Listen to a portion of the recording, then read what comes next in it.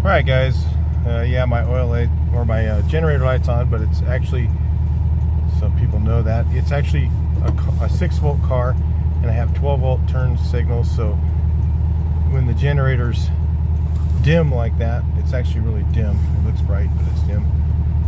It means it's charging okay. When it's bright, that means it's not charging. So, anyway, we are on our way right now to a show, Volkswagen show. Got to shift gears here, and right now it's a little meetup, and I thought I'd take you guys with me. If you guys want to come and check out some cars, see what's happening, maybe do a little driving here in the 6-volt ragtop bug. You can see the handle.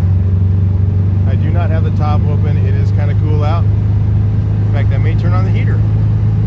It does have one, but I have to. It's a stale heater, so I have to open up the window, crack the window if I have it on, and see if we can get this thing up to 75 or so. It kind of does that when you get on flat ground. There's not so much traffic. Kind of on the traffic right now, so a little bit of traffic. So we'll get on with it. I'll bring you guys back in a minute.